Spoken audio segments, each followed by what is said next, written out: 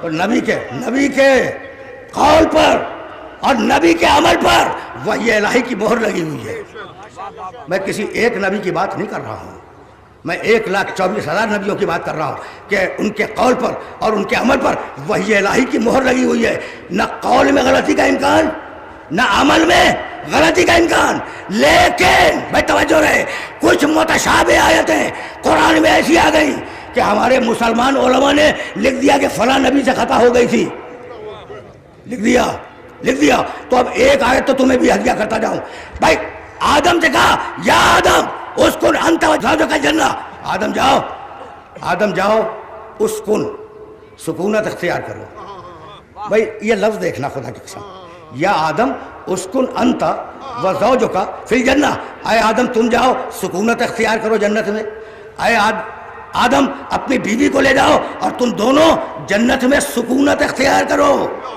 بھائی آدم کے پاس حق سکونت ہے جنت میں، حق حکومت نہیں ہے۔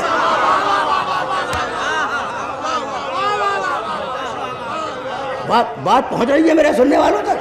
یا آدم، بھائی توجہ رہے، یا آدم اسکن انت وزوجک الجنہ، آدم جاؤ سکونت اختیار کرو جنت میں، آدم اپنی بیوی کو بھی لے جاؤ۔ تو آدم کے پاس حق سکونت ہے جنت میں، حق حکومت نہیں ہے۔ یہی سبب ہے کہ جو کھا رہے تھے جنت میں اسے چھوڑ کے دنیا میں آئے۔ تو جو حق سکونت رکھے وہ جنت کا کھانا نہ لا سکے، جو حق حکومت رکھے روزانہ اس کے گھر میں جنت کا کھانا آتا رہے۔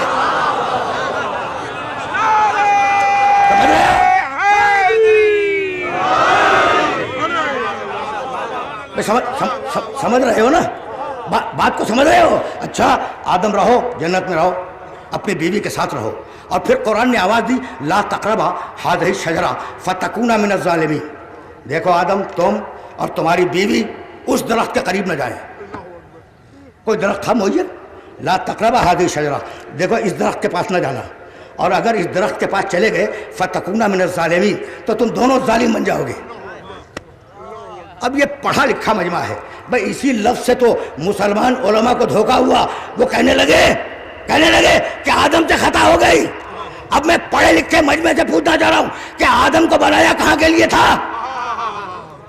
انی جاعل فی الارض خلیفہ، بھائی میں بنا ہی رہا ہوں زمین کے لیے۔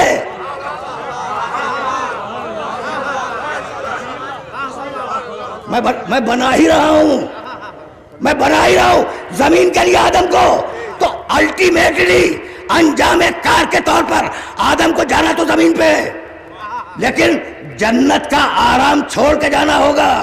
فتکونا من الظالمین، بھائی جنت سے نکل کر اپنے نفسوں پہ ظلم نہ کرو۔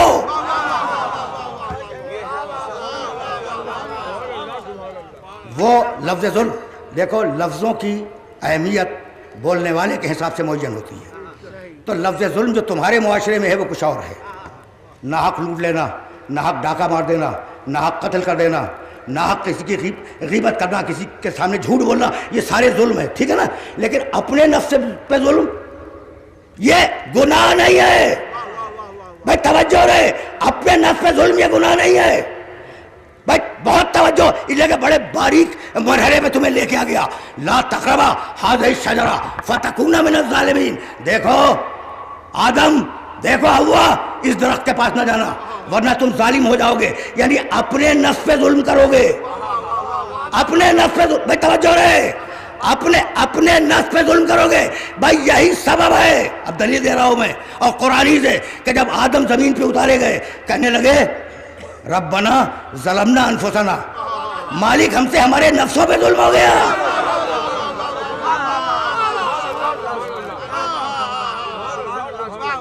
تم ملا لیا آیتوں کو آیتوں سے، ٹھیک ہے نا؟ ربنا ظلمنا انفسنا، مالک ہم سے ہمارے نفسوں پہ ظلم ہو گیا۔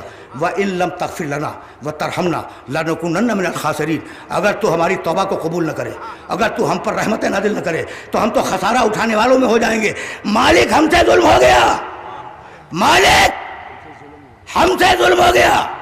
بھائی توجہ رہے، نکالے دونوں گئے، کہا ابلیس تو بھی جا، آدم تم بھی جاؤ۔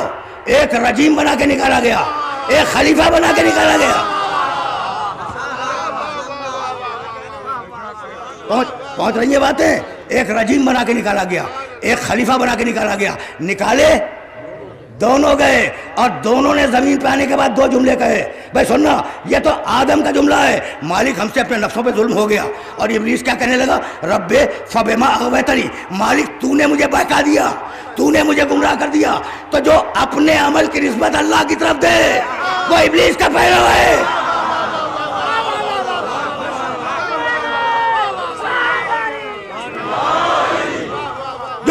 جو اپنی لغزش کا اعتراف کرے وہ آدم کا پیرو ہے. پہنچ رہی ہیں باتیں. بھئی دیکھو, عنوان کے تقاضوں کو تو بہرحال پورا ہونا ہے اور بہت تیزی کے ساتھ مجھے آگے بڑھنا ہے. اچھا, لا تقربا هذه الشجرة فتكونا من الظالمین. دیکھو آدم, اس درخت کے پاس نہ جانا ورنہ ظالم ہو جاؤ گے. ٹھیک. اور آدم نے زمین پہ اترنے کے بعد کہا ربنا ظلمنا انفسنا, مالک ہم نے اپنے نفسوں پہ ظلم کیا. آدم کو اعتراف ہے کہ مجھ سے ظلم ہو گیا. ٹھیک ہے نا.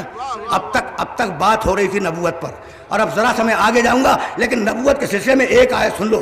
آدم خود اپنے اعتراف کی بنیاد پر ظالم ہے. قرآن والا ظالم, تمہارا ظالم نہیں. سمجھ رہے ہو نا بات کو؟ بات پہنچ رہی نا.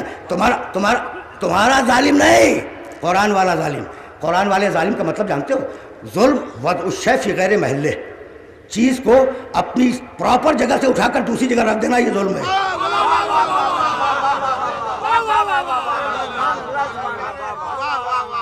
تو وہ جو تمہارے معاشرے میں تذکرہ اس کا نہیں ہو رہا ہے, قرآن والے ظلم کا. بھائی وضع الشیء فی غیر محلہ, چیز کو اس کی جگہ سے نہ ہٹاؤ. بھائی اگر چیز کو اس کی جگہ سے ہٹا دیا, بھائی توجہ رہے, تو ظالم بن گئے. اب جگہ بلند تھی, آدمی پست تھا, بٹھا دیا جب بھی ظالم. اور جگہ پست تھی, آدمی بلند تھا, اسے بٹھا دیا جب بھی ظالم. ٹھیک ہے نا. تو اب ظالم کے معنی سمجھ گئے. آدم نے اعتراف کیا کہ مجھ سے ظلم ہو گیا. اور اب آیت سنو گے, قرآن مجید نے بڑے جلال میں پروردگار نے قرآن مجید میں حضرت یونس کا تذکرہ کیا. لولا انہو کانا من المسبحین للبث فی بطنہ الی یوم یبعثون. اگر یونس, خدا بول رہا ہے, مطلب تیور دیکھنا ہے شاید کے, لولا انہو کانا من المسبحین, اگر یونس مچھلی کے پیٹ میں ہماری تسبیح نہ کرتا. دیکھ رہے ہو, یعنی آیت بول رہی ہے کہ خدا کا کلام ہے. آیت بول رہی ہے کہ خدا کا کلام ہے. لولا انہو کانا من المسبحین, اگر یونس مچھلی کے پیٹ میں جا کر ہماری تسبیح نہ کرتا, للبث فی بطنہ الی یوم یبعثون, تو ہم قیامت تک یونس کو مچھلی کے پیٹ ہی میں رکھتے. بھائی رکے رہو, قرآن کی آیت ہے. اگر یونس مچھلی کے پیٹ میں جا کر ہماری تسبیح نہ پڑھتا تو ہم قیامت تک یونس کو مچھلی کے پیٹ میں رکھتے. قیامت تک رکھتے, یعنی قیامت تک یونس بھی زندہ رہتے, قیامت تک وہ مچھلی بھی زندہ رہتی. تو جو اللہ قیامت تک یونس کو مچھلی کی پیٹ کے پیٹ میں زندہ رکھ سکتا ہے, کیا وہ ایک امام کو پردے غیب میں زندہ نہیں رکھ سکتا؟